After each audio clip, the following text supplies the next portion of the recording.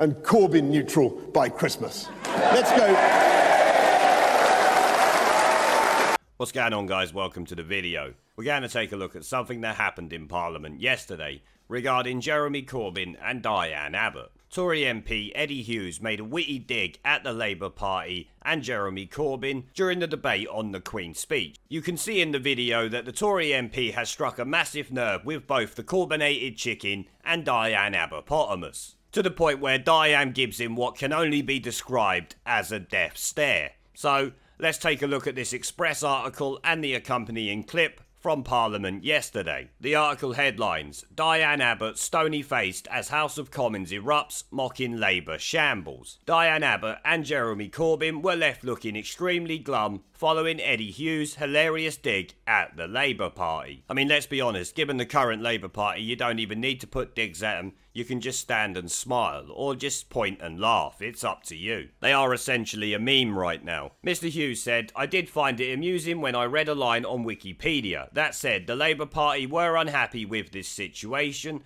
but chose not to expel him. That sounds like a familiar theme these days, I think." This is of course referring to a Labour MP who was out on police bail that the Labour Party never suspended. It continues, the camera panned to Diane Abbott, who was clearly not impressed with the joke. Mr. Corbyn was left looking glum as he stared at the ground while the laughter continued.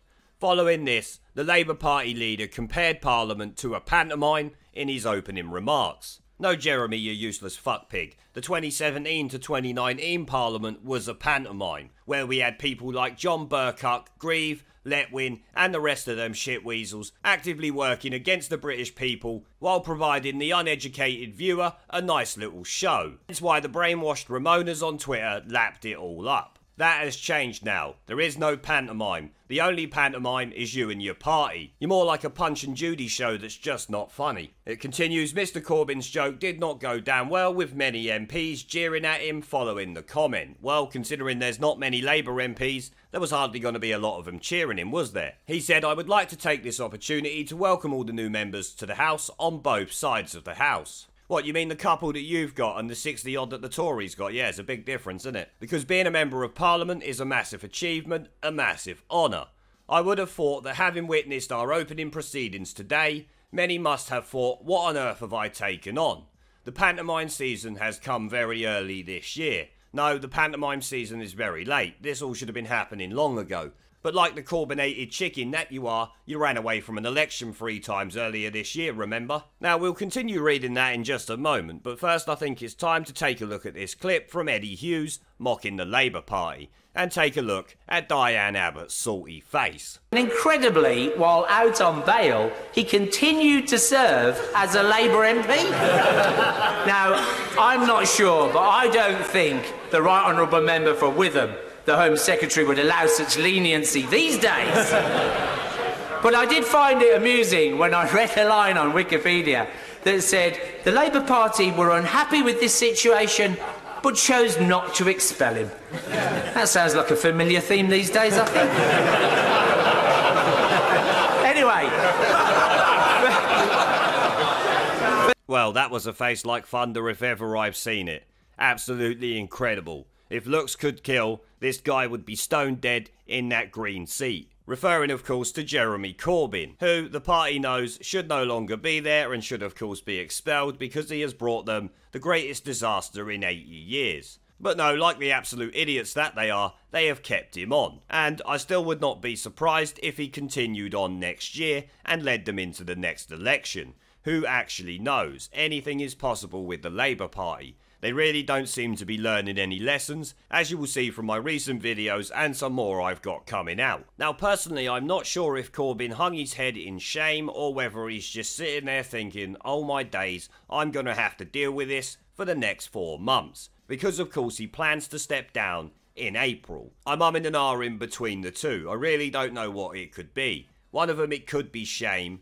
The other one could be the fact he's going to have to deal with this ribbon for the next 4 months. And then, of course, from the backbenches for at least the next 5 years. But like I've said, the chances of Labour getting into government are very slim for at least the next 15. I think the next election we might well see a bigger Tory majority, given the way Labour have acted since the election result. They've not exactly helped themselves, have they? But it must be a really stark contrast to a lot of those Ramona MPs on the Labour benches and of course on the other opposition benches who only a few weeks ago had the run of the place, was going around openly destroying democracy and doing what they wanted. And I really don't know what the Corbynated chicken actually thought was ever going to happen if he appeared back in the House of Commons, sitting in the leader's position on the front bench. Any man with a shred of self-dignity would have stood down. Because of course you would know you're about to get absolutely destroyed during Prime Minister's questions and just at random points by random MPs like we see here. Which of course just degrades the Labour Party even more. So I absolutely love it, but you would think either someone in the Labour Party or the Corbynated chicken himself would understand that basic fact. We are very grateful that they don't, and like I've said, we back Corbyn for Labour leadership for life. I don't know about you guys, but I certainly do.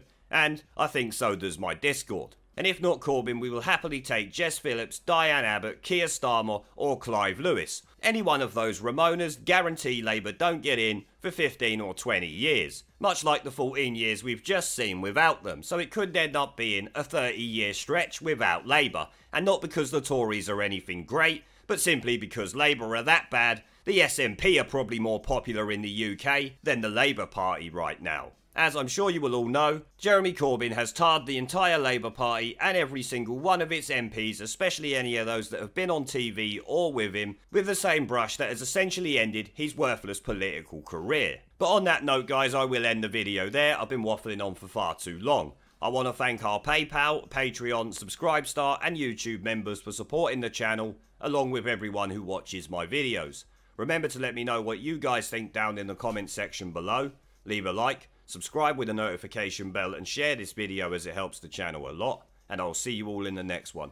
There is a pattern consistent throughout history of oppressed people turning on the oppressors. Slaves against their owners, the peasantry against the feudal barons, colonies, Mr. Verhofstadt, against their empires. And that is why Britain is leaving. And it doesn't matter which language you use, we are going and we are glad to be going. We're off.